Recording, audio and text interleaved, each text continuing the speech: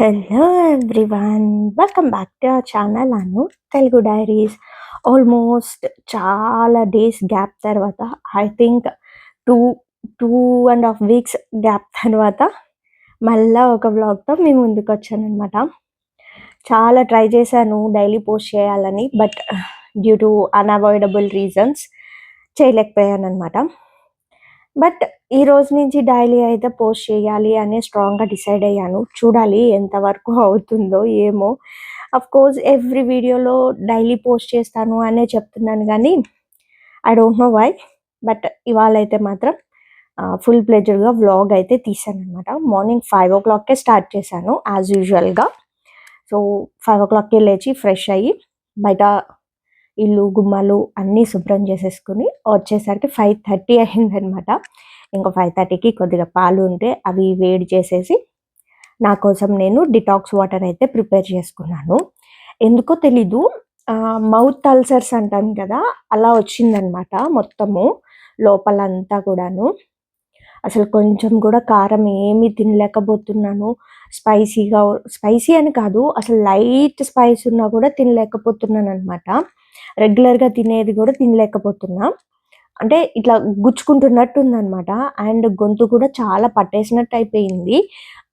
The reason is that climatic conditions అనేవి change అవుతున్నాయి కదా, అదే రీజన్ అన్నారు.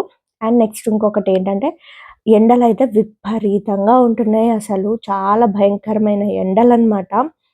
తట్టుకోలేకపోతున్నాము. ఇప్పుడు స్టార్టింగ్‌లోనే ఇట్లా ఉన్నదంటే ఇంకా ఏప్రిల్, మే, జూన్ ఈ 3 మంత్స్ ఇంకా భయంకరంగా ఉంటుందని అనుకుంటున్నాను. సో, కాబట్టి ఏంటంటే ఇక ఈ ఎండకి తట్టుకోలేక పిల్లలు ఏసీ ఆన్ చేసుకుంటున్నారనమాట పడుకునేటప్పుడు. అది కూడా కొంచెము ఎఫెక్ట్ అయిందనమాట. రన్నీ నోస్ అని అనను గానీ, బట్ వేడి చేసేసి ఇదయిందనమాట అది. కోల్డ్ కూడా కాదు, బట్ వాటర్ లాగా వస్తుందనమాట. మేబీ వేడి చేసేసా అనే అనుకుంటున్నాను నేను. అదనమాట స్టోరీ అయితే. స్టోరీ అయితే చాలా బాగా చెప్పాను గదా! సో, ఇప్పుడు విషయంలోకెళ్తే, ఈ వీడియో చూస్తుంది అబ్బాయిలైనా, అమ్మాయిలైనా, మ్యారీడ్ వుమెన్ అయినా, అన్‌మ్యారీడ్ వుమెన్ అయినా, ఈవెన్ బాయ్స్ అయినా, మ్యారీడ్ అయినా, అన్‌మ్యారీడ్ మెన్ అయినా సరే, ఎవరైనా సరే, ఫస్ట్ ఆఫ్ ఆల్ మీకేదన్నా బాధ వచ్చింది అంటే గనక దాన్ని ఎక్స్‌ప్రెస్ చేయడం నేర్చుకోండి. ఎక్స్‌ప్రెస్ చేయడము అంటే మీ ఫీలింగ్సు ఇవన్నీ కాదు. మీకు ట్రస్ట్ వర్తీ పర్సన్ ఎవరన్నా అనిపించినప్పుడు వాళ్ళకి చెప్పండి. అఫ్‌కోర్స్ నాకు తెలిసినంత వరకు బిఫోర్ మ్యారేజ్ అంతా గూడా మనం బాగా నమ్మగలిగే వ్యక్తులు ఎవరైనా ఉన్నారు అంటే అది మన పేరెంట్సే. ఆబ్వియస్‌లీ 100% పేరెంట్స్ కన్నా ఇంకెవ్వరిని నమ్మాల్సిన అవసరం లేదు నాకు తెలిసినంత వరకు. ఇన్ కేస్ పేరెంట్స్‌తో మీరంత ఇదిగా లేరు అనుకుంటే, ట్రస్ట్ వర్తీ అయిన ఫ్రెండ్‌కైనా సరే షేర్ జేసుకోవచ్చు. అండ్ ఆఫ్టర్ మ్యారేజ్ హస్బెండ్‌ని మించి ఇంకేది ఉండదండి. బికాజ్ ఎందుకు చెప్తున్నానంటే, ఫ్యామిలీ అన్న తర్వాత చాలా గొడవలు అవుతూనే ఉంటాయి. గొడవ అవ్వనీయకుండా ఏ ఫ్యామిలీ ఉండదు. ఎవ్వరికీ జరగదు. కాకపోతే ఏంటంటే, అవన్నీ అంత చిన్న చిన్న గొడవలకి ఊరికనే చెప్పుకోక్కర్లేదు ఎవరికీ. క్వైట్ కామన్ ఇష్యూస్ ఉంటాయి. ఉప్పు ఎక్కువయిందనో, ఉప్పు తక్కువయిందనో, లేదా హస్బెండ్ ఏదో మర్చిపోయారనో, ఇట్లాంటివి క్వైట్ కామన్ ఇష్యూస్ అందరి ఇళ్లలో ఉండేవి.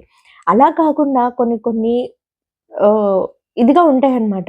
పర్సనల్‌గా ఉన్నవి ఉంటాయి గదా, మీకు మాత్రమే ఉన్నవి.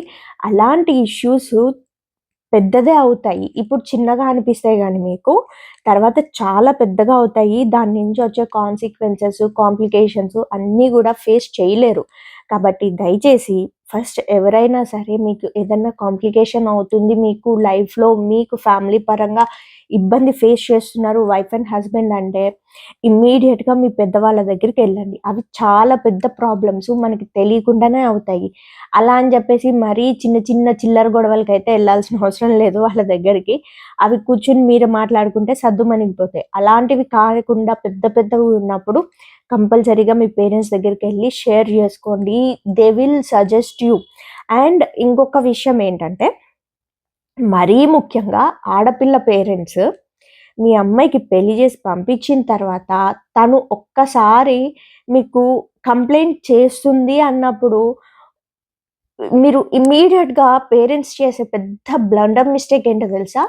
ఈ అమ్మాయికే సర్దుబాటు చేయాలి, ఆడపిల్లకే చెప్పుకోవాలి అన్న బాక్స్ నుంచి బయటికి రండి దయచేసి. అన్ని సార్లు అమ్మాయిదే తప్పవ్వదు. అన్ని సార్లు అమ్మాయే అడ్జస్ట్ అవ్వాలని లేదు. బికాజ్ అక్కడ ఏమైంది? ఇష్యూ ఏంటి? అని క్లియర్‌గా తెలుసుకోండి. అప్పుడు చెప్పండి. అంతేగాని ఇష్యూ తెలియకుండా అబ్బాయి వాళ్ళొచ్చి ఏదో మీ అమ్మాయి ఇలా చేసింది, సర్దు చెప్పుకోరా అది, ఇది అనంగానే మీ అమ్మాయికి ఫోన్ చేసేసి, లేదా మీ అమ్మాయిని పిలిపిచ్చేసి, మీ దగ్గర పెట్టేసుకొని, ఓహో! ఇక ఆ అమ్మాయికి చెప్తారనమాట. అడ్జస్ట్ అవ్వాలి, అది ఇలాగుండాలి, అలాగుండాలి, ఆడపిల్లలన్న తర్వాత సర్దుకోవాలి గడుగుడ్డు అని చెప్పి. కానీ అక్కడ విషయం ఏంటి? ఎంత కాంప్లికేటెడ్ ఇష్యూ అనేసి ఒక్కసారి మాట్లాడండి. ఆ తర్వాత చెప్పండి. నిజంగా అమ్మాయిది తప్పుంటే మీరన్నట్టు అమ్మాయిని ఇది చేయడంలో తప్పు లేదు అమ్మాయికి చెప్పడంలో. బట్ అమ్మాయి తప్పు లేకుండా గూడా బ్లేమ్ చేసి అమ్మాయినే పాయింట్ ఔట్ చేస్తున్నారు అంటే గనక అది చాలా పెద్ద కాంప్లికేటెడ్ ఇష్యూ. అది అర్థం చేసుకొని కూర్చోబెట్టి ఇద్దరు సైడ్ పేరెంట్స్ కూర్చొని మీలో మీరే మళ్ళా మీ పేరెంట్స్ మాట్లాడుకుంటున్నప్పుడు థర్డ్ పర్సన్ ఇన్వాల్వ్‌మెంట్ కూడా చేయకండి. బికాజ్ ఎందుకంటే మీరు పేరెంట్స్ మాట్లాడుకుంటున్నప్పుడు థర్డ్ పర్సన్ ఇన్వాల్వ్‌మెంట్ వచ్చిందనుకోండి, స్టోరీ మొత్తం వేరే ట్రాక్ అయిపోతది. అండ్ ఇంక థర్డ్ పర్సన్స్ ఇన్వాల్వ్ అవుతున్నారు అంటే ఔట్ ఆఫ్ ద ఫ్యామిలీ మీ పరువు కూడా పోతది. కాబట్టి అమ్మాయి పేరెంట్స్ అయినా, అబ్బాయి పేరెంట్స్ అయినా కూర్చొని కామ్‌గా మాట్లాడుకోండి సరిపోతది. వాళ్ళు అడ్జస్ట్ అవుతారు. End of the day wife and husband కలిసే ఉంటారు. మధ్యలో ఉన్న వాళ్ళందరిని ఇన్వాల్వ్ చేయడం వల్ల గొడవ పెద్దదవుతుంది తప్ప ప్రయోజనం ఏమీ ఉండదు. అండ్ ఫైనల్లీ ఇంకొక్కసారి చెప్తున్నాను చూడండి, అమ్మాయి గనక తప్పుంది అంటే అమ్మాయికి చెప్పడం తప్పు కాదు. అంతేగాని కేవలం వన్ సైడ్ వెర్షన్ వినేసి ఈ అమ్మాయిని పట్టుకొని తిట్టడము, లేదా ఇంకొకటో చేయడం అనేది మాత్రం చెయ్యకండి. ఇది ప్రతి ఫ్యామిలీలో ఉండేదే. అమ్మాయికే సర్ది జెప్పాలి, అమ్మాయి అడ్జస్ట్ అవుతేనే ఉంటదంటే, అబ్బాయి ఎంత పెద్ద తప్పు చేసినా సరే అమ్మాయిని అడ్జస్ట్ అవ్వమనడం అనేది చాలా పెద్ద తప్పు. ఫస్ట్ మీరు ఆడపిల్లనైనా, మగపిల్లలనైనా ఇండిపెండెంట్‌గా ఉండడానికి అలవాటు చేయండి.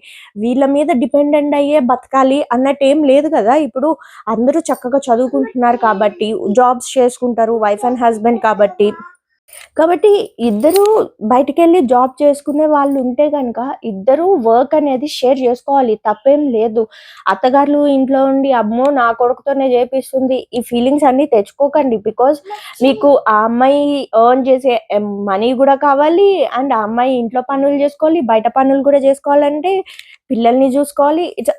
చాలా పెద్ద ఇదే అన్నమాట. వాళ్ళకి వర్క్ స్ట్రెస్ అనేది ఉంటుంది. కాబట్టి ఫస్ట్ మీరేమన్నా చేస్తున్నారు అంటే గనక వాళ్ళకి సపోర్ట్ ఇవ్వండి. అండ్ అమ్మాయిలు కూడా అత్తగారు సపోర్ట్ చేస్తుంది, మామగారు సపోర్ట్ చేస్తున్నారు, నేను ఆడింది ఆట, పాడింది పాట అన్నట్టు అయిపోకుండా మీకు హస్బెండ్ ఇచ్చిన మీ ఫ్రీడమ్‌ని మిస్‌యూజ్ చేసుకోకండి.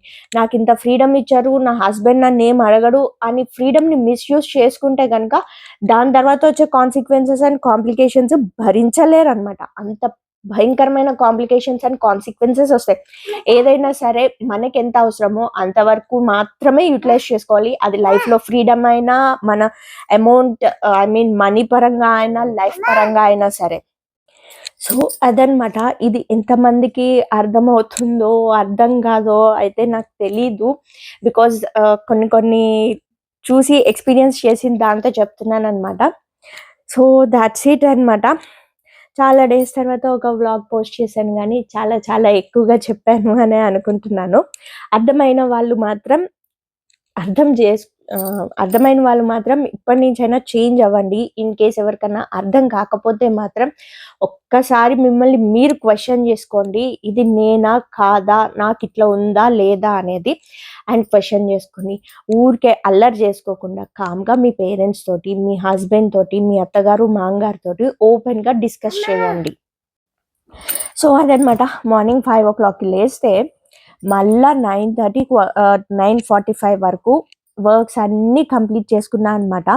అలా అని చెప్పి అక్కడితోనే వర్క్స్ ఏమి అయిపోలేదు. ఇంకా కిచెన్ క్లీన్ చేసుకోవాల్సి ఉంటుంది. కౌంటర్ టాప్ క్లీనింగ్ అనమాట. కిచెన్ క్లీనింగ్ అంటే ఇన్ ద సెన్స్ బికాజ్ ఎందుకంటే వంట చేసి బాక్సులు పెట్టి క్యారేజీలు కట్టాం కాబట్టి ఆబ్వియస్లీ ఆ కౌంటర్ టాప్ అంతా చెత్త చెత్త అయి ఉంటది.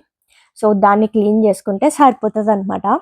అవన్నీ క్లీన్ చేసుకుని ఆఫ్టర్నూన్ లంచ్ అయింది. ఆ తర్వాత తెలియకుండానే చెర్రీని స్కూల్ నుంచి పికప్ చేసుకునే టైం కూడా అయిపోయిందనమాట.